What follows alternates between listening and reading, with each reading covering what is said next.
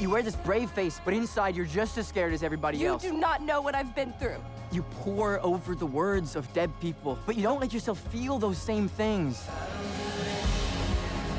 The strength you speak of, perhaps you're looking for it in the wrong place. I really loved getting to see this film, and I loved even more that it's based off of your memoir of the same name, Surprised by Oxford. So maybe talk to me a little bit about what it was like seeing, your story that you had written that's also your story brought to screen for audiences in a new way. Right. Oh my goodness. Incredibly surreal. That's what I keep telling folks. I would never in a million years, Kelly, have imagined at all. I wrote the memoir from my heart, mainly for unbelieving friends and family and students years ago. And then when Ryan Whitaker approached me about doing the screenplay, it was actually 5 or 6 years ago now.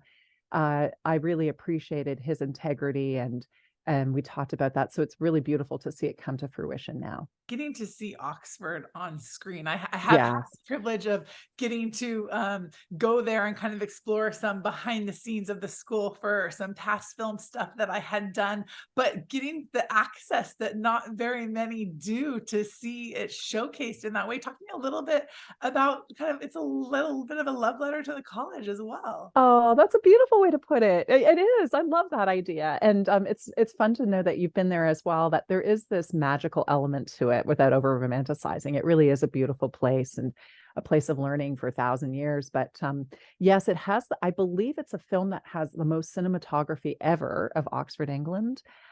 Beautiful, glorious pictures. So it's beautiful to see, especially in a theater. And we were really blessed at the time. It was still during COVID, and several doors were open to us, and things that aren't normally even accessed were made available to us. And so that path was really wonderful. It was wonderful to get kind of some of the insider views of it as well. Well, and talk to me. So one of the things that I found fascinating was that you were, a little bit unaware of C.S. Lewis's works when Mhm. you first went to there. So maybe talk to me a little bit about your engagement with him, and then also kind of the play on his book in your film.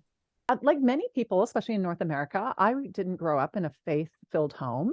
I knew C.S. Lewis primarily through his Narnia Chronicles. I loved those as a child. I had no idea he had written theology or other genres. I'd read things here and there. But when I got to Oxford, I was introduced to him through more friends, some Christian friends, as well as people who just had a respect for that. I went to the C.S. Lewis Society meeting, which was a lot of fun, although I was hesitant and a skeptic at the time. So as I got to read more about him, I just really enjoyed his accessibility, all the different genres he writes in. You always feel like you're having a cup of tea with him, even though they're incredible ideas. So I have appreciated very much his work as a writer and as a Christian thinker, a spiritual thinker. But his title of his memoir of how he converted as well was called Surprised by Joy, which is actually a line from a Wordsworth poem. And I'm a romanticist, so I had been studying William Wordsworth, so that spoke to me. So I really wanted to echo those back, and that's why I called it Surprised by Oxford. By no means is it on the same level as Lewis's work, but I wanted it to evoke the really beautiful theme he has in Surprised by Joy, that all joy reminds us of what we were made for and whom we long for. And, will you talk a little bit about kind of how faith intersects with, intellect, so to speak? I think that that's one of the things that's so beautiful about your film is a lot of times we think those two have to be separate, and you're like letting Yes. go of all reason. Just that's a huge, huge topic, but just share like a little bit, maybe an entry point for others to kind of explore more. Oh, you put it very well, because I was a perfect example of someone who thought that faith and reason had to be antithetical. They couldn't get along together. And I came from a culture, I think very much like our mainstream culture, of there's no way you can be religious and a thoughtful person. Even probably more so, I had some fairly significant stereotypes and didn't think you could be thinking and have faith as well. And that's why someone like Lewis, other writers too, Tolkien, the whole history, intellectual history behind Christianity, was incredibly thoughtful thinkers that bring spirituality and religion and faith and thought together.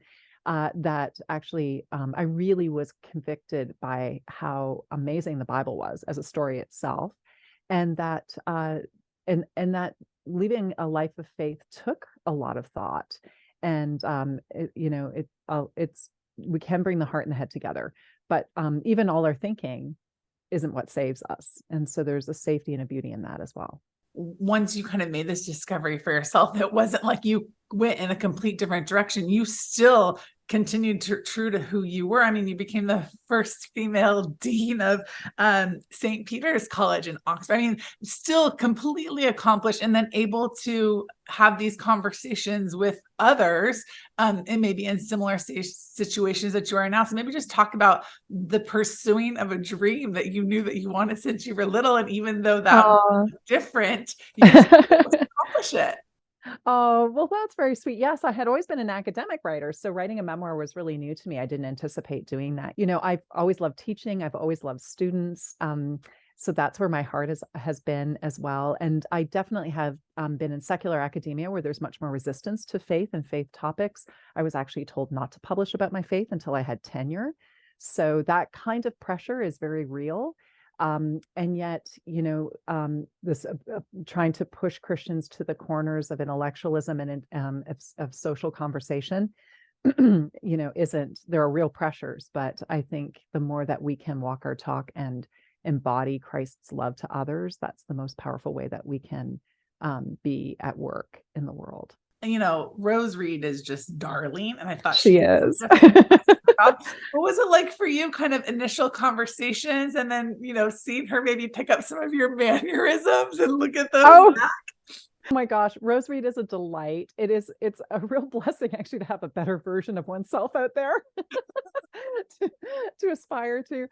She's an absolute delight. She's a fellow bibliophile. She loves books. She loves reading. She's imaginative. She was also really shaped by stories and things. So we had immediate connection, and I felt she was really able to climb into how much I love stories and how the Lord uses our gifts, our virtues, and our vices to bring us closer to him. Because for me, reading was really opened my heart to really how every story leads us to him. And I felt she had a pulse for that. And I also felt, though, that she was respectful and gentle spirited, and yet she's very open. She's a very open actress. She's really good at entering into the person's heart as well as their fears and concerns. And so I was very grateful for how she was able to express those emotions in a very gentle way. Actually, for a lot of families out there and moms, like, as a mom yourself, how did you kind of curate a love for the arts, for literature, for higher level of thinking and concepts within your kids? Wow, that's a great question. I have 4 children, and my oldest daughter is a big reader. The rest are all boys, including twin boys, and I'm just trying to stay on top of laundry and smell right now. But I think the best way is to just model a love of learning and a curiosity. My mom used to take us to the bookmobile, and maybe I'm really aged now giving that away, but the traveling book libraries. She just played classical music. She just interwove things that were delightful without being heavy-handed. I hope to kind of model that to my children, just a joy of learning, and for their passions to take them, as well, to let their passions lead them. Not everyone is going to like the same genre or the same thing. But if they're open to things and you introduce them to things, and there's always conversation, where disagreement is not equated with hate, and distress is not something to be covered over, then there's an openness to having conversation and asking questions as well. That's at the heart, I think, of learning and of Christianity.